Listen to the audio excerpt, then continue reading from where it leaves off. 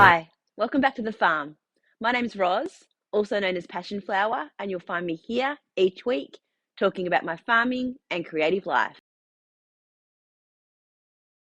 Well, I'm still got a little bit of that cold. You can hear there's a little bit of a croak in my throat still, but my nose is completely cleared up and I feel so much better. Even after last week, it took a little while to still feel 100%. It's kind of crazy that we're all so low with our immunity that it just takes so long to even get over the common cold now. So, anyway, here I am feeling much, much better. So, it was still a bit of a strange, quiet week, although I did sort of get out a little bit. Um, some really good news. Finally got the pump here at the shed fixed. I hadn't heard anything, and I had sent a follow-up email with the consultant I had spoken to, who said that she was going to refer it on to a local service person. And then that afternoon, I got a call and there'd been a cancellation. And was the service person able to come around in about 40 minutes? And I was like, absolutely. So he arrived and took out the old pump. It had overheated, and there should have been um, a switch that kind of stopped it from getting that to that point. Apparently, all the ball bearings had melted, so obviously the sensor for that had been faulty. So he replaced the pump and made sure it was all working fine. And now I have water here at the shed, which is really great. So I should be able to get back into some yarn dyeing next week. I want to dye some yarn for myself for my next cardigan project. So I'll be doing that hopefully. And it's just good to be able to know that we can now refill the animals' water. We can water the plants if we need to. Fill up and do weed spraying and all that kind of stuff. So it's just taken that pressure off having to like figure out how to get water now. And I mean, I know we haven't had the tanks and the pump here at the shed for all that long, but it doesn't take long before you get used to it. And when you don't have it anymore, you've got to find the solutions to work around it. So I'm really pleased that that's been fixed and we can sort of get back to a bit of a regular routine over here. Getting back out a little bit, I've noticed that the garden has gone a little bit wild over here. I did spray some weeds a couple of weeks ago, and so they're starting to die back, but the plants are all sort of starting to go crazy. I've got nasturtiums growing everywhere, and the tomatoes have sort of fallen and gone everywhere, and I never got a chance to pick them, so they're kind of all done. A lot of the shrubs have kind of gotten quite big, which I hadn't noticed because I sort of haven't been over here. Normally during a regular week, I kind of pop out into the garden for 5 or 10 minutes when I'm over here at the shed and just do a little bit of weeding and check on things. So it kind of keeps it under control a little bit. And it also then doesn't become a surprise when I see something that's grown really big that I hadn't noticed, because I am sort of seeing it fairly regularly. So this coming week, I should get back out into there a little bit and uh, kind of try and tidy up and give it a little bit of a chance. I don't want to keep it all like manicured and perfect. I kind of want things to grow where they want to grow and to encourage it to sort of be cottagey kind of in the feel. But I do want to make sure that it is kept and looked after, and things that are dying need to be trimmed back and all that kind of thing. So that's what I need to get in and do. I've also not spent as much time with the sheep lately, which is not necessarily a bad thing. I think they need to become a little bit independent now that they're getting a little bit bigger. There's plenty of grass in the paddock, so I don't need to be feeding them every day, so that when I do feed them, it is a bit of a treat, or it's when there is no food available. Rather than it being an expectation every day and an expectation every time I go into the paddock. I will go and say hello when I've finished recording now. They saw me on the way over and they all barred and carried on a little bit. They've settled down really quickly. So they really don't miss me that much, I don't think, but they like to see me when I am around. I'm being a little bit wary of Vito at the moment. He is going through a bit of a phase. He's grown horns and he's bucking his head and trying to rub up against me. And I think it's partly a dominance thing, partly he doesn't understand them.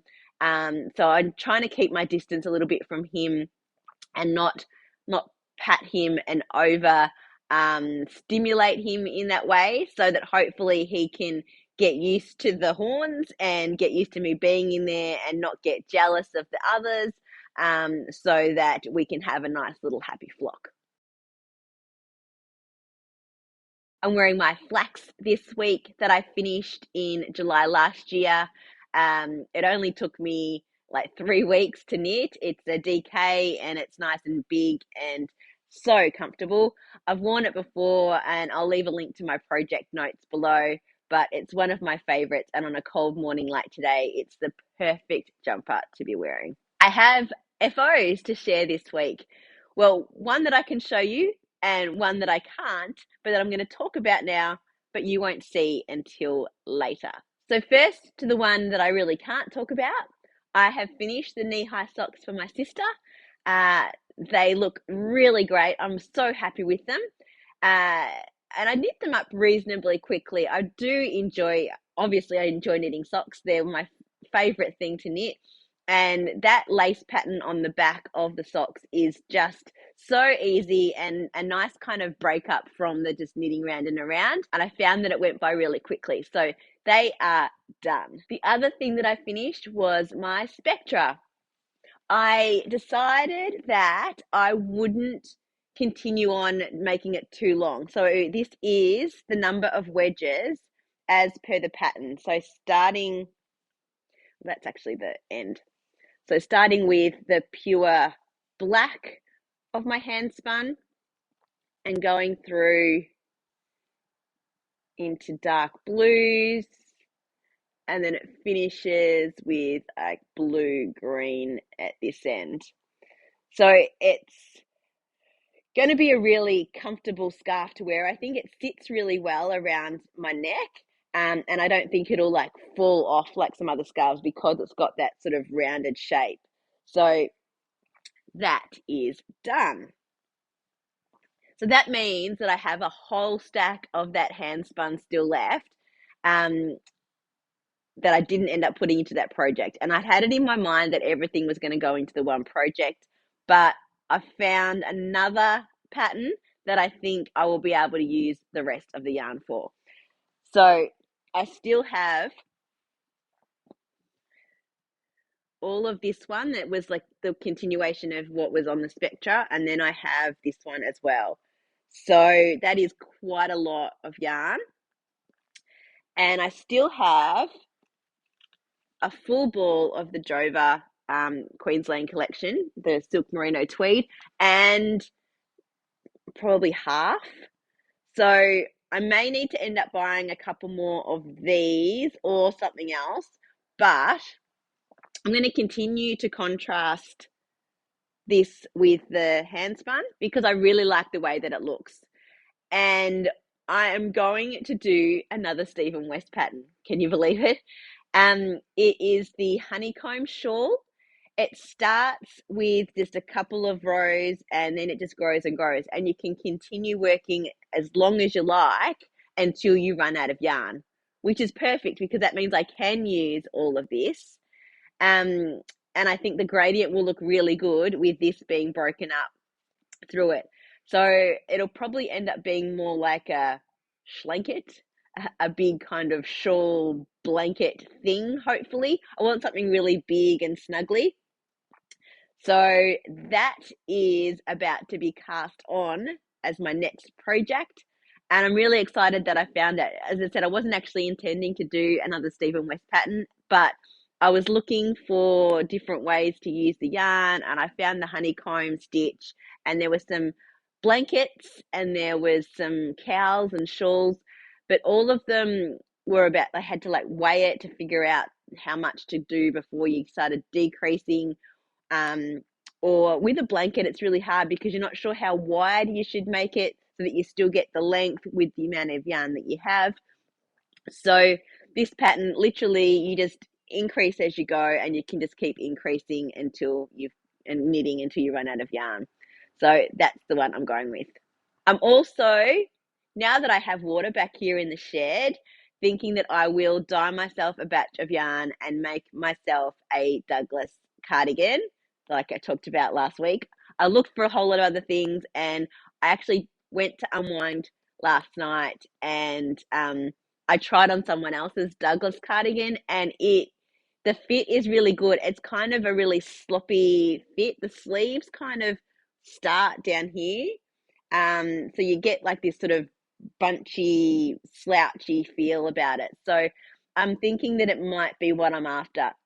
So I'm going to dye myself some yarn for that.